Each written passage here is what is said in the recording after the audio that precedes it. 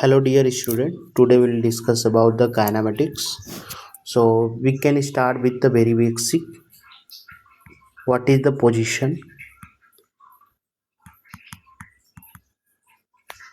So position is what? It is a location of a point with respect to a reference point. Reference point basically होता क्या है? The reference point is a point from where we are taking all measurements.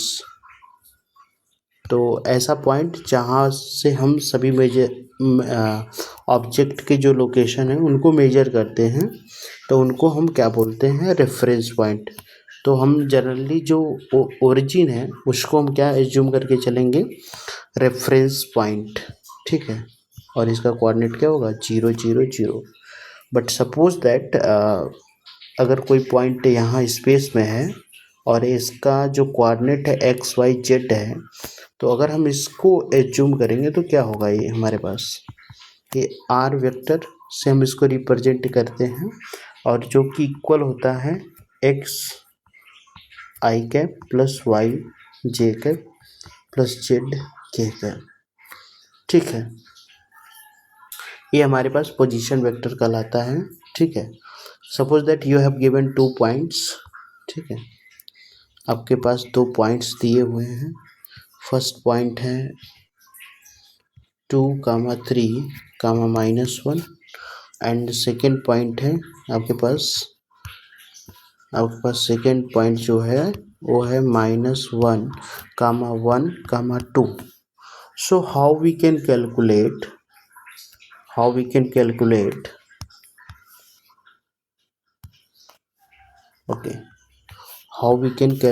the difference between these two position vector.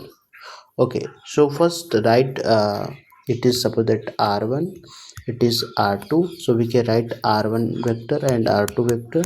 So r1 is 2 i cap plus 3j cap minus k cap. r2 vector is what? Minus I cap plus j cap plus 2k cap. Okay, fine. So we can write change in the position. So it is r2 vector minus r1 vector, that is equal to minus I cap minus 2j cap means minus 3 I cap, j cap minus 3j cap, that is minus 2j cap, and 2k cap minus k, so that is plus, so it is what? 3k cap. Understand? So it is r2 minus r1. Why we are doing the r2 minus r1? So if you are taking from here, okay, so final minus initial, okay, so it is what? Suppose that it is a difference, that is delta r. Okay, so we can write, you know already vectors. So r2 vector is equal to what? r1 vector plus delta r vectors. Okay, so we can write delta r vector equal to what? r2 minus r1. Otherwise आप remember ऐसे कर सकते हैं कि final जो vector है उसमें से हम इनिशियल वाला वेक्टर इसको फाइनल पॉइंट बोल लेंगे. ठीक है, जहाँ पर इसका हेड है, और इसको इनिशियल समझ लेंगे, तो फाइनल माइनस इनिशियल बोल देंगे. तो ऐसे भी आप इसको समझ सकते हैं. ठीक है, तो ये आपके पास क्या आ गया? पोजीशन वेक्टर का डिफरेंस आया, जिसको हम डिस्प्लेसमेंट वेक्टर कहते हैं. यही हमारे पास क्या कहलाएगा? डिस्प्लेसमेंट कहलाएगा, यानी कि इसको हम एस वेक्टर से रिप्रेजेंट करेंगे. ठीक है, तो मुझे लगता है कि आपको चीज़ें समझ में आ रही होंगी. तो बेसिकली डिस्प्लेसमेंट क्या होता है? Change in the position vector होता है. ठीक है, ध्यान में रखिएगा, change in the position vector, that is called the displacement vector. ठीक है, तो डिस्प्लेसमेंट, सो डिस्प्लेसमेंट क्या होता है हमारे पास? Change in the position vector. अभी हमने कैलकुलेट करा delta R equal to r2. हम इनको r2 ना कह के r final minus r initial कहेंगे तो बेटर रहेगा हमारे अंडरस्टैंडिंग के लिए. ये हमारे पास एस वेक्टर हो गया, ठीक है। अब डिस्प्लेसमेंट वेक्टर तो ये ठीक है। अगर हमें इसका मैग्नीट्यूड लेना हो, जैसे आपके पास जो अभी मैंने एग्जांपल लिया था, इसमें आया था -3i के -2j के +3k के, ठीक है। तो एस वेक्टर हमारे पास क्या आया है, -3i के -2j के +3k cap, I think this one, हाँ, यू कैन चेक। तो अब इसका हम अगर मैग्नीट्यूड ले रहे हैं तो ये हमारे पास क्या हो जाएगा, जितने जो भी आई जे के है उनके जो कोफिशिएंट है वो पॉजिटिव है या तो निगेटिव है, उन सभी का आप क्या ले लेंगे, स्क्वायर, ठीक है। -2 का स्क्वायर और यहाँ पर प्लस कर लीजिएगा +3 का स्क्वायर, ठीक है। तो ये हो जाएगा क्या, ये आपके पास 9 होगा, +4 होगा, +9 होगा, okay. So it is I think 22, ठीक है। तो हमारे पास ये जो मैग्नीट्यूड है डिस्प्लेसमेंट वेक्टर का, हमारे पास कितना आया, 22 है, ठीक है। तो हम कैसे लेते हैं, फिर से ध्यान में रखिएगा। जैसे आपके पास मान लीजिए पोजीशन वेक्टर है xi cap plus yj cap plus zk cap, तो इनका मैग्नीट्यूड अगर निकालना हो तो मैग्नीट्यूड को हम मॉड r भी लिखते हैं, या तो सिंपली आप नॉर्मल r लिख दीजिए।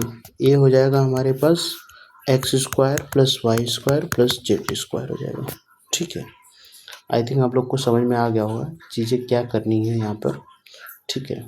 कभी कभी तो ऐसे भी क्वेश्चन आ जाते कि मान लीजिए कि आपको फाइनल वेक्टर दे दिया है और इनिशियल जो है हमारे पास उसका पॉइंट उसने दे रखा है, ठीक है। तो डिस्प्लेसमेंट वेक्टर निकालना है, मतलब उन्होंने ऐसे भी दे दिया कि मान लीजिए आपके पास डिस्प्लेसमेंट वेक्टर है, ठीक है, 2i cap -j cap plus k cap, ये आपके पास डिस्प्लेसमेंट वेक्टर है।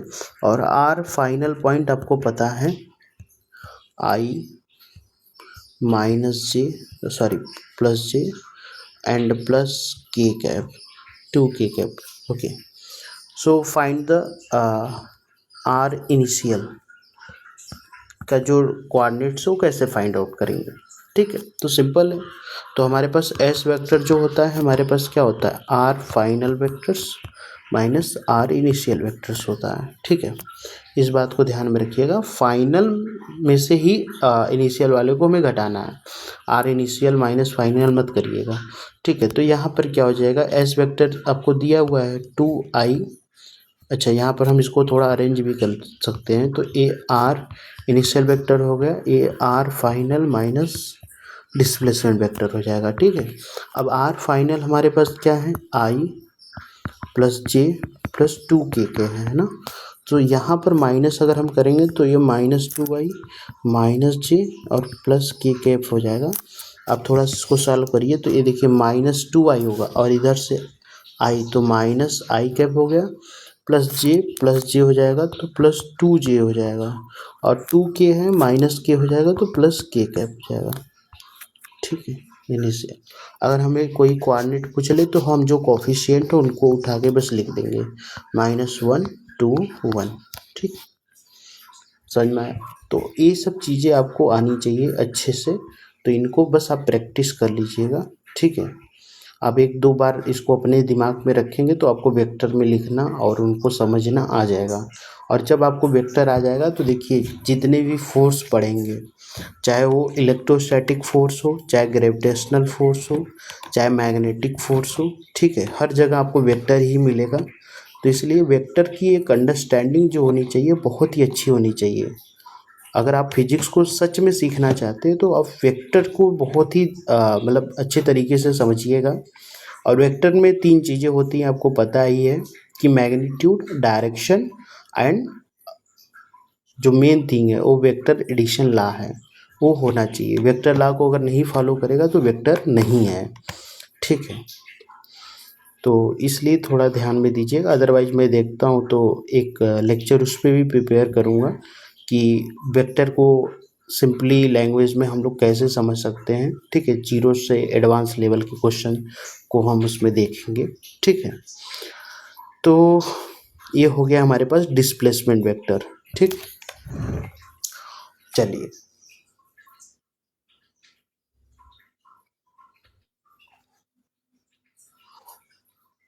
अब हमारे पास अगर हम डिस्टेंस की बात करें, ठीक है, डिस्टेंस, तो हमारे पास जो डिस्टेंस होता है बेसिकली क्या होता है हमारे पास, डिस्टेंस जो आप पाथ फॉलो कर रहे हैं इसका जो एक्चुअल लेंथ है, एक्चुअल लेंथ मतलब आप ऐसे ऐसे जो जा रहे हैं ए से बी, ये एक्चुअल लेंथ ही हमारे पास डिस्टेंस होती है, ठीक है।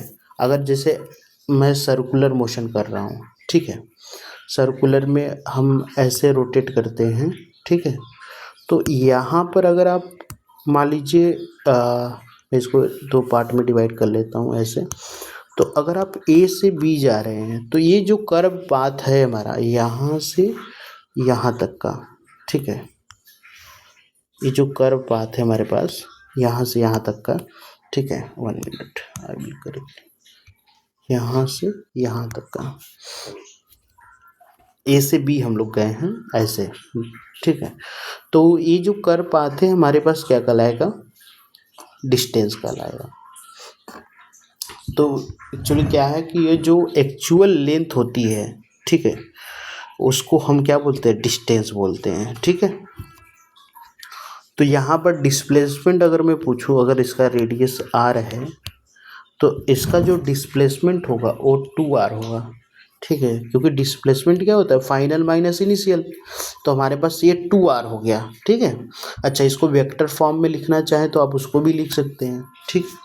वेक्टर फॉर्म क्या कैसे लिखते हैं, देखिए, अगर आपने यहाँ से स्टार्ट किया तो आपका जो पोजीशन था उसको r इनिशियल वेक्टर ऐसे लिखिए, वो क्या था ध्यान से समझिएगा, अगर उसका कोऑर्डिनेट लिखेंगे तो 0 लिखेंगे, तो a हो गया पॉजिटिव एक्स एक्सिस में, तो r आई कैप लिख देंगे। r फाइनल की अगर मैं बात करूं तो आप अब यहाँ पर अपोजिट में आ गए, ठीक है, तो ये हो जाएगा -r आई कैप हो जाएगा। तो हमारे पास जो वेक्टर होता है हमारे पास क्या होता है, मतलब displacement vector r final minus r initial, ठीक है। ये आपके अंडरस्टैंडिंग के लिए बता रहा हूँ मैं कि ऐसे करेंगे तो चीज़ें अच्छे और क्लियर हो जाएंगी आपको। और आर आई वेक्टर, ठीक है, ये हो जाएगा -2r आई वेक्टर, तो ये हमारे पास डिस्प्लेसमेंट वेक्टर आ गया, ठीक है। आप ऐसे नॉर्मल भी समझ सकते हैं कि AR हो गया, AR हो गया तो 2r हो गया, ठीक है। तो ये चीज़ें आपको आनी चाहिए। उसके बाद अगर हम बात करें इसके डिस्टेंस की, तो डिस्टेंस हमारे पास ये half of the circumference of the circle हो जाएगा, वो क्या हो जाएगा, टोटल तो 2πr होता है, तो इसके लिए क्या हो जाएगा, πr हो जाएगा, ठीक है। तो डिस्टेंस हमारे पास क्या आया, ये आया, डिस्प्लेसमेंट कितना आया, 2r आया। अगर हम डिस्टेंस बाई डिस्प्लेसमेंट देखें, ठीक है, डिस्टेंस बाई डिस्प्लेसमेंट, तो ये हमारे पास हो जाएगा, डिस्टेंस तो πr है and divided by 2r, r से कैंसिल आउट हो जाएगा, π/2 आ जाएगा, ठीक है। तो कभी कभी ऐसे रेशियो भी पूछ लेता है, चाहे डिस्प्लेसमेंट बाई डिस्टेंस भी पूछ लेगा, तो ये आपको पता होना चाहिए, ठीक है। अब थोड़ी सी डिफरेंस की बात कर लेते हैं, डिस्टेंस और डिस्प्लेसमेंट में डिफरेंस क्या है, ठीक है। तो बेसिकली डिस्टेंस और डिस्प्लेसमेंट में अगर मैं डिफरेंस की बात करूं तो डिस्प्लेसमेंट आपकी एक वेक्टर क्वांटिटी है, ठीक है, डिस्प्लेसमेंट, ओके, एंड डिस्टेंस, ठीक है। तो डिस्प्लेसमेंट की अगर मैं बात करूं तो ये आपकी एक वेक्टर क्वांटिटी है, ठीक है। तो वेक्टर होगा तो magnitude plus direction plus vector addition law को फॉलो करेगा। और डिस्टेंस क्या है, यह स्केलर क्वांटिटी है, ठीक है। दोनों की जो यूनिट होगी वो मीटर ही होगी, ठीक है। अब इसमें थर्ड पॉइंट क्या है, डिस्प्लेसमेंट आपका अगर वेक्टर है तो ये 0 भी होगा, प्लस भी होगा और ये निगेटिव भी होगा, ठीक है। डिस्टेंस आपका 0 नहीं होगा, अगर आपने कुछ तय किया है तो 0 तो नहीं हो सकता, लेकिन हाँ आपने मूव ही नहीं किया तो उस समय 0 होगा। तो ये कंडीशन मैं दे रहा हूँ कि जब हम मूव नहीं कर रहे हैं तो आपका डिस्टेंस 0 है with respect to that reference point, ठीक है। अब ये 0 हो गया, ठीक है, और उसके बाद आपका ये पॉजिटिव निगेटिव वाला कॉन्सेप्ट नहीं होता, ये हमेशा और हमेशा क्या होगा, पॉजिटिव होगा, ठीक है, ये निगेटिव नहीं होता है, ध्यान में रखिएगा। ठीक, तो ये जो बिगर डिफरेंस है, अब कभी कभी हम इसको शॉर्टेस्ट पाथ भी समझ के चलेंगे डिस्प्लेसमेंट का, लेकिन ऐसा नहीं है, कभी कभी ये सब मिस्टेक्स हो जाएगा थोड़ा बहुत, तो इसको हम ऐसा नहीं कहेंगे, हम ऐसा ही समझेंगे कि ये फाइनल और इनिशियल का डिफरेंस है डिस्प्लेसमेंट। ठीक है, और डिस्टेंस क्या है, एक्चुअल पाथ ऑफ लेंथ है। ठीक है, तो ये है इनकी बिगर डिफरेंस। तो हम एक चीज़ लिखते हैं कि डिस्टेंस जो होता है हमारे पास, वो डिस्प्लेसमेंट का ही मैग्नीट्यूड होता है, डिस्प्लेसमेंट, और जो इसकी वैल्यू होती है वो greater than or equal to displacement होती है। ठीक है, तो इस बात को ध्यान में रखिएगा, कभी कभी ऐसे क्वेश्चन आए हैं कि what is the ratio of distance to displacement. ठीक है, तो डिस्टेंस, अब देखिए मैं दिखा रहा हूँ, distance divided by displacement, displacement. अब यहाँ पर देखिए तो ये ग्रेटर देन 1 हो गया। ठीक है, मैंने इसको इस साइड सेंड कर दिया, तो ये ग्रेटर देन 1 हो गया। अगर ये ग्रेटर देन 1 हो गया तो इसको हम क्या बोलेंगे, the ratio of distance and displacement is greater than 1 or equal to 1। ठीक है, तो ऐसे 4 ऑप्शन दिया रहेगा, इक्वल टू 1, ग्रेटर देन 1, ऐसे ऐसे दिया रहेगा, less than 1, greater than or equal to 1। ठीक है, तो आपको ध्यान में रखना है। और दूसरा अगर मैं रेशियो देखूं, डिस्प्लेसमेंट, ठीक है, डिस्प्लेसमेंट बाई, ठीक है, डिस्प्लेसमेंट बाई डिस्टेंस, अगर मैं ये रेशियो देखूं तो ये लेस देन 1 होगा। ठीक है, तो दोनों बात को ध्यान में रखना है, ये दोनों बहुत ही इंपॉर्टेंट है, वेरी इंपॉर्टेंट। ठीक है, मैं वेरी इंपॉर्टेंट कर रहा हूँ, इसका मतलब इंपॉर्टेंट होगा ये। ठीक है, तो इस बात को ध्यान में रखना है आपको। ठीक है, तो आपको कभी कन्फ्यूजन नहीं आएगा। तो चीज़ें हो गई, आपके पास पोजीशन हो गया, डिस्प्लेसमेंट हो गया, डिस्टेंस हो गया। कुछ क्वेश्चन कर लेते हैं ताकि हमें अच्छा आइडिया लग जाए। जैसे मैं सर्कुलर वाला मैं लेता हूँ क्योंकि इससे ज़्यादा क्वेश्चन बनते हैं। ठीक है, तो सर्कुलर में अगर हम देखें, मैं अलग अलग पोजीशन पे सब चीज़ें बता रहा हूँ, आपको अच्छा आइडिया लग जाएगा। ठीक है, चलिए इसको मैं अलाइन कर देता हूँ सेंटर में, तो ये आपके पास ऐसे समथिंग हो गया। ठीक है, अब मान लीजिए कि कोई पार्टिकल है, इसका रेडियस r मान लीजिएगा, कोई पार्टिकल a है, a यहाँ से मूव करके b पे जाता है, c पे जाता है, d पे जाता है। ठीक है, मैं अलग अलग बताऊंगा। जैसे मान लीजिए वो a से b गया, ठीक है, तो पहले इनका कोऑर्डिनेट लिख लीजिए, तो ये r,0 होगा, ये हमारे पास क्या हो जाएगा, 0,r हो जाएगा, और ये कोऑर्डिनेट क्या हो जाएगा यहाँ पर, इसका हो जाएगा हमारे पास -r,0, और ये क्या हो जाएगा हमारे पास 0, इसका क्या लिख सकते हैं हम, इसको लिखना है तो देखिए -r,0, ये अपोजिट इसको है तो 0,-r।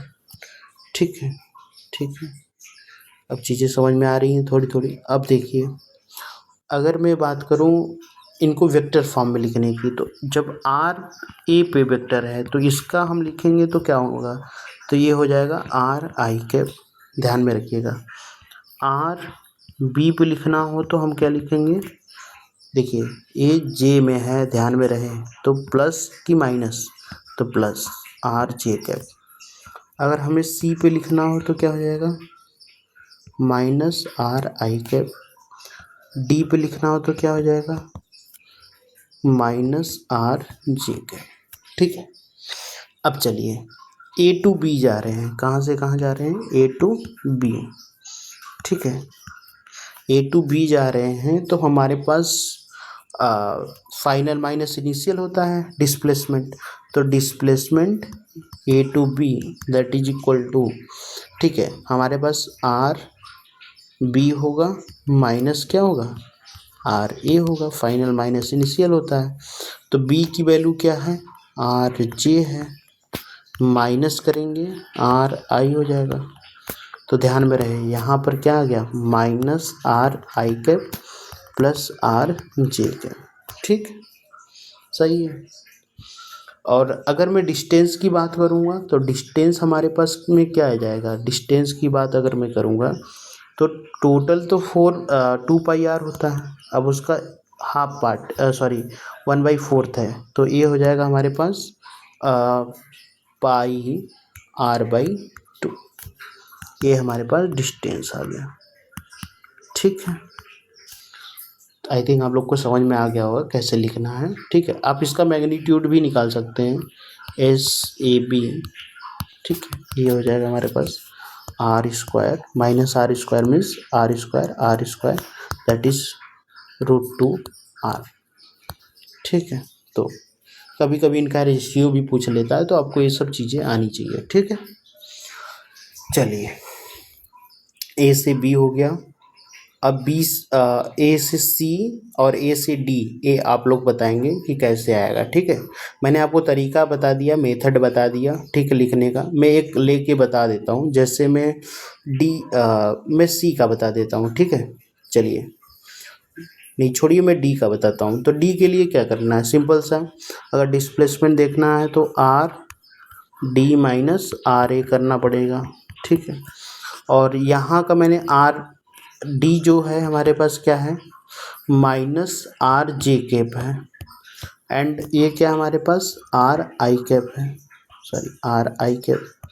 ठीक है, तो आप ऐसे भी लिख सकते हैं RI cap minus RJ cap है। ठीक है, और इसका भी वही आएगा √2r आ जाएगा। ठीक है, और डिस्टेंस कितना होगा, तो सरकमफ्रेंस ऑफ दिस वन। ठीक है, तो ये 3 पार्ट है, तो बस इसी में 3 से मल्टीप्लाई कर दीजिए, 3 πr/2। यही हमारे पास इसका डिस्टेंस होगा, 3 πr/2। ठीक है, आई थिंक समझ में आ गया होगा। ठीक है, तो ये हमारे पास हो गया डिस्टेंस और डिस्प्लेसमेंट। आई थिंक सबको समझ में आ गया होगा कि कैसे करना है। ठीक है, तो ऐसे बहुत सारे क्वेश्चन बनते हैं, तो आप लोग इसको प्रैक्टिस करिएगा और कोशिश करिएगा कि वेक्टर फॉर्म में ही लिखें, उससे ज़्यादा नहीं। पढ़ाने के लिए तो बहुत सारी चीज़ें हैं, डिस्कस करने में आ जाएंगे तो 1 महीने इसी में चले जाएंगे। ठीक है, केवल डिस्टेंस और डिस्प्लेसमेंट करते रह जाएंगे। ठीक है, तो अब चलिए स्पीड के बारे में थोड़ा डिस्कस कर लेते हैं, स्पीड क्या है। ठीक है, तो मैं स्पीड को बताने से पहले मैं इसमें इसकी कैटेगरी डिवाइड करना चाहता हूँ। तो इसमें बहुत सारी चीज़ें होती हैं। ठीक है, मैं इसको 4 भागों में डिवाइड करता हूँ। वैसे एक होती है यूनिफॉर्म। ठीक है, यूनिफॉर्म स्पीड। ठीक है, एक होगी नॉन यूनिफॉर्म, एक होगी हमारे पास एवरेज, सॉरी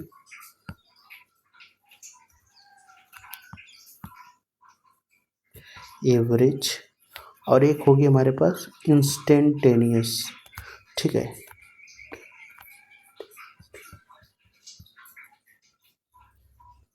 ठीक है, इंस्टेंटेनियस। ओके, सो हमारे पास 4 टाइप की स्पीड होगी, 4 टाइप की वेलोसिटी होगी, 4 टाइप की हमारे पास एक्सीलरेशंस होगी। ठीक है, uniform speed, non uniform, average, instantaneous.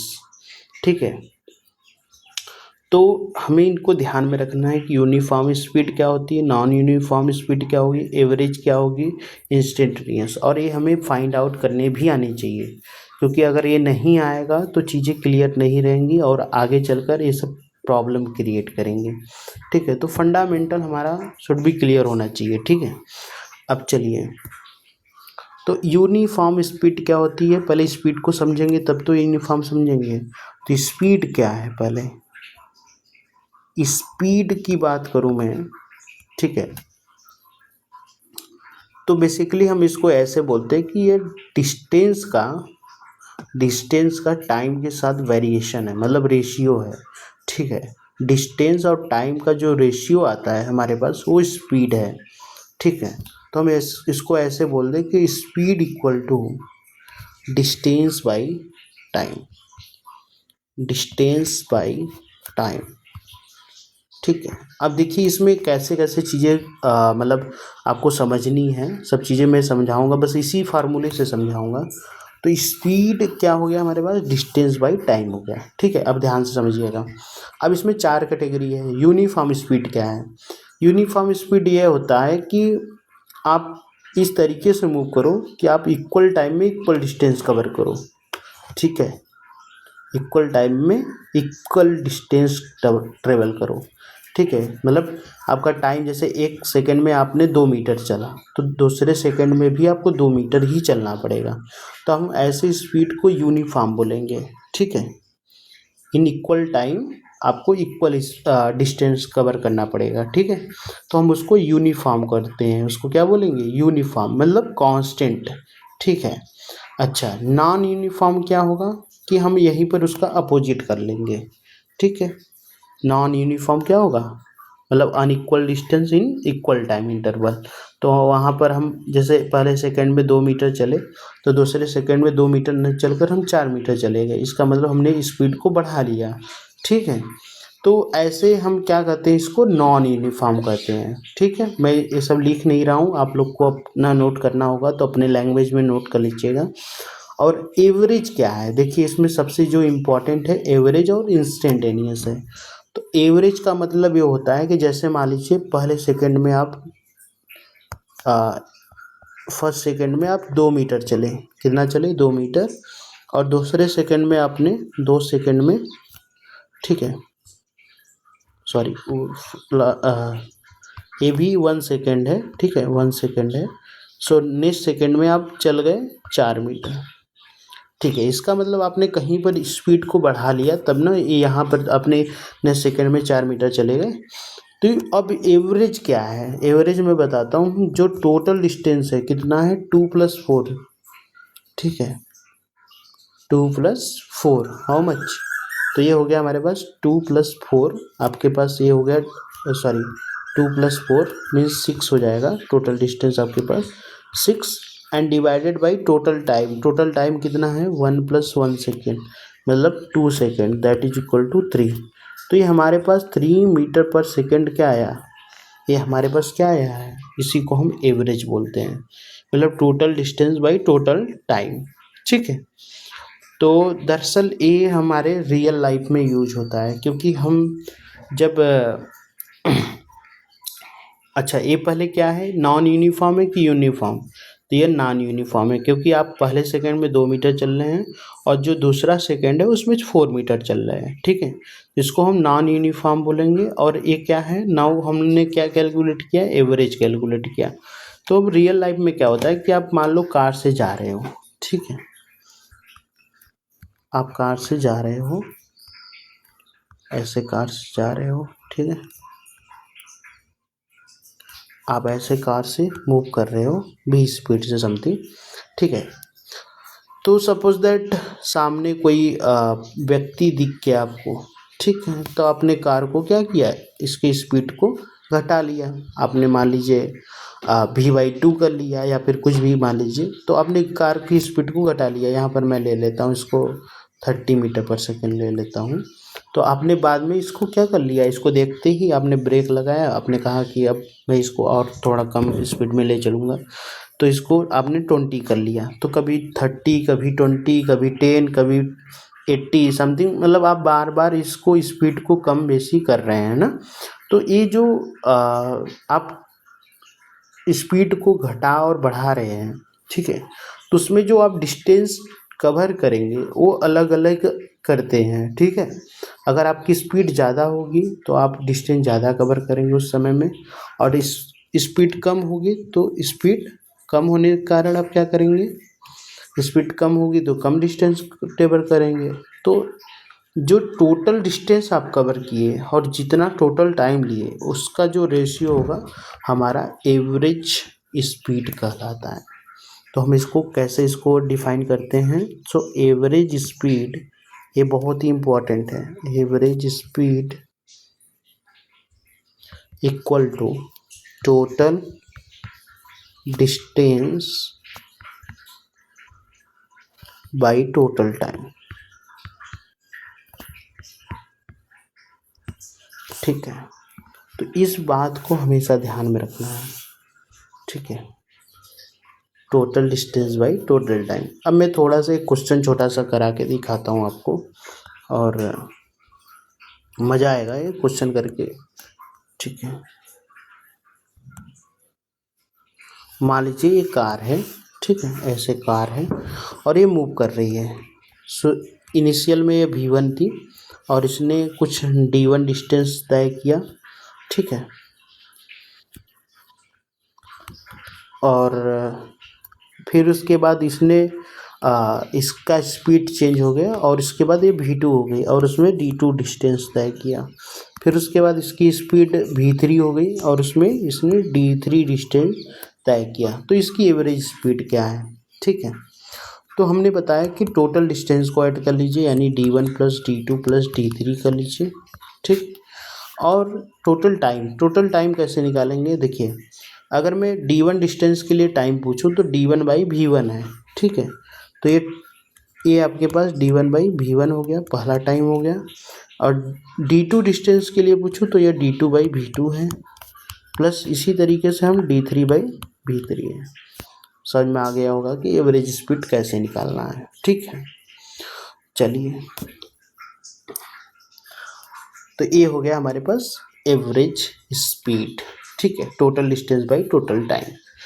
अब थोड़ा सा हम इसी को डिस्टेंस को हम D1 इक्वल टू D/3 ले लेते हैं। ये भी D2 के इक्वल होगा, ये भी D3 के इक्वल होगा। तो ये सब एक सेम कर लेते हैं, ठीक है। तो इनको जब ऐड करेंगे ऊपर तो हमारे पास D आ जाएगा, डिवाइडेड बाई क्या हो जाएगा, D/3V1 plus D/3V2 plus D/3V3। अगर D लेकर कॉपी करके इसको यहाँ से कॉमन करके इसको कैंसिल कर सकते हैं आप, सॉरी कॉपी नहीं करना था। तो इसमें क्या हो जाएगा, ये कैंसिल हो जाएगा, तो ये हो जाएगा हमारे पास 1/3V1 plus 1/3V2 plus 1/3V3, ठीक है। तो इसको अगर आप सॉल्व करेंगे ना तो ये आ जाएगा 3V1V2V3 divided by V1V2 plus V2V3 plus V3V1, ठीक है। आप इस पर कुछ भी बना लो, ये पूरा मतलब काम करेगा ये फार्मूला सबके लिए, ठीक है। तो आपको ऐसे आना चाहिए, ठीक है। बहुत ही छोटा सा क्वेश्चन था और मज़ेदार क्वेश्चन था, ठीक है। तो एवरेज स्पीड आपको आ चुकी है अब।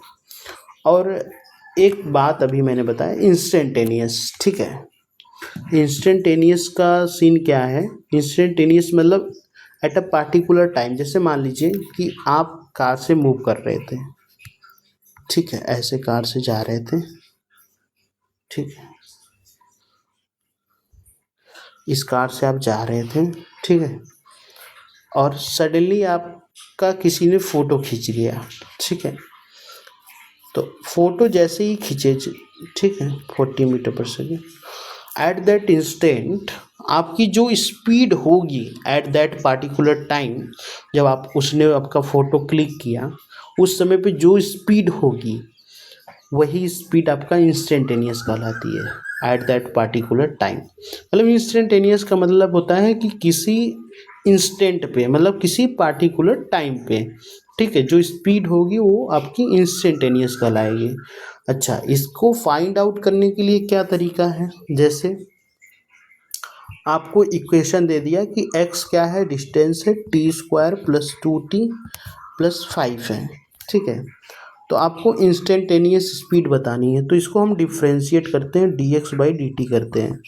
तो ये हो जाएगा 2t प्लस 2 और t इक्वल टू समथिंग बोल देगा कि 0 पे बताइए कि क्या है स्पीड।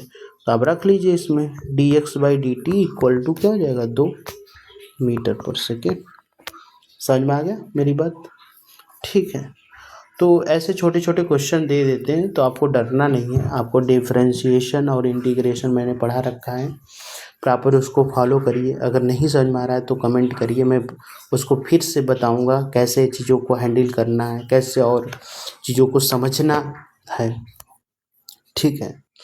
अब चलिए मैं छोटा छोटा क्वेश्चन ऐसे ही करा देता हूँ, ठीक है। तो जैसे मान लीजिए आपको बोल दिया कि x equal to t² minus 3t plus 5 है, ठीक है। चलिए, तो x equal t equal to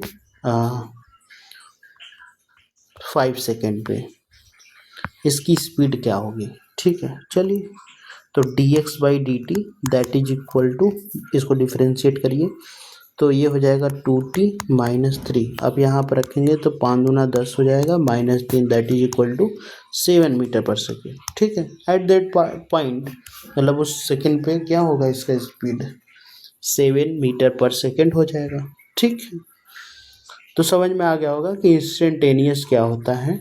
तो यही आपका इंस्टेंटेनियस होता है। ठीक है, एवं हम लोग एवरेज जब लिखते हैं तो इसको delta x by delta T लिखते हैं। ठीक है, delta x by delta T. और डेल्टा एक्स का मतलब क्या होता है। ठीक है, डेल्टा एक्स का मतलब होता है कि जो आपका x2 है, मतलब x फाइनल है माइनस x इनिशियल है, ये डेल्टा का मतलब होता है, ध्यान में रखिएगा। अगर डेल्टा टी का मतलब मैं पूछूं तो t final minus t initial. ठीक है, तो जैसे हम शुरुआत में अगर मैं बोलूं, जैसे आप यहाँ से चलना प्रारंभ किए तो एट टी इनिशियल क्या है, यहाँ पर 0 है। और अगर टी इनिशियल 0 है तो यहाँ पर आपका एक्स इनिशियल भी 0 होगा। ठीक है, तो इस बात को समझना है और इसको लगाना आना चाहिए। जैसे अभी मैंने जो इक्वेशन दिया था आपको, अब मैं इस इक्वेशन के जरिए बताता हूँ। जैसे यहाँ पर था x equal to t square plus sorry x square -3t है। ठीक है, -3t + 5 है। ठीक है, तो t initial means when time is 0। सो उस समय आपका पोजीशन क्या होगा, x इनिशियल इक्वल टू, अब यहाँ पुट करिए तो ये 5 है। तो इसको बनाएंगे कैसे, डायग्राम को ध्यान से समझिएगा। ठीक है, चलिए, तो a आपका 5 है, 5 किधर होगा, पॉजिटिव में ना, तो ये यहाँ पर है। अब इसका डायरेक्शन किधर को है वो वेलोसिटी डिसाइड करेगी। ठीक है, पार्टिकल तो यहाँ पर है बट ए इधर है कि इधर जा रहा है, ये कैसे पता चलेगा। चलिए, अब इसको हम फिर से चेक करेंगे। अब वेलोसिटी वाला इक्वेशन कैसे आएगा, मतलब स्पीड वाला इक्वेशन कैसे आएगा। तो आप स्पीड के जरिए यहाँ पर देखिए dx/dt करिए इसमें, तो dx/dt किए तो 2t - 3 आया, तो 2t -3 है, यानी कि यहाँ पर अगर 0 पुट करेंगे तो ये -3 हो जाएगा, यानी -3 का मतलब ये उल्टा जा रहा है। बात समझ में आ गई, बात समझ में आ गई। अच्छा, ये बता सकते हैं कि ये कब इसकी स्पीड 0 हो जाएगी। तो ये कैसे पता करेंगे कि dx/dt आपके पास क्या है, ये स्पीड है, ये क्या है आपके पास स्पीड है, और जो है 2t - 3 है।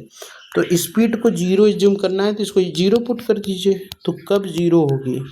सो हमारे पास t इक्वल टू 3/2, मतलब ये हो जाएगा 1.5 सेकेंड पे। मतलब ये यहाँ से चल रहा है ना, तो अभी 1.5 सेकेंड में इसका 0 हो जाएगा। ठीक है, तो ये सब चीज़ों को कैलकुलेट करना, डायग्राम बनाना आपको प्रॉपर आना चाहिए। नहीं आएगा तो आगे आपको बहुत बड़ी प्रॉब्लम फेस करनी पड़ जाएगी। जैसे अभी इसमें मैं एवरेज स्पीड अभी बता रहा था, लेकिन अभी आपको इक्वेशन देगा और उसके ज़रिए आपको एवरेज स्पीड और एवरेज वेलोसिटी फाइंड आउट करनी पड़ेगी। ठीक है, तो आप इक्वेशन के ज़रिए ही सब कुछ फाइंड आउट करेंगे कि कैसे कैसे करना। ठीक है, तो आई थिंक टाइम ज़्यादा हो गया है, हम लोग डिस्कस करेंगे नेक्स्ट क्लास में। तो एवरेज स्पीड को मैंने लगभग कवर कर दिया, और टाइम को सॉरी एवरेज वेलोसिटी को डिस्कस करना है। ठीक है, average velocity, average instantaneous velocity और यूनिफॉर्म वेलोसिटी। ठीक है, नॉन यूनिफॉर्म वेलोसिटी, इन सभी चीज़ों को हम लोग डिस्कस करेंगे। फिर एक्सेलरेशन पे चलेंगे, फिर डिस्कस करेंगे। तो ऐसे चीज़ों को रखना है हमें। ठीक है, तो चलिए, कोई प्रॉब्लम होगा तो आप लोग कमेंट करिएगा, तो हम डिस्कस करेंगे। ठीक है, बाय।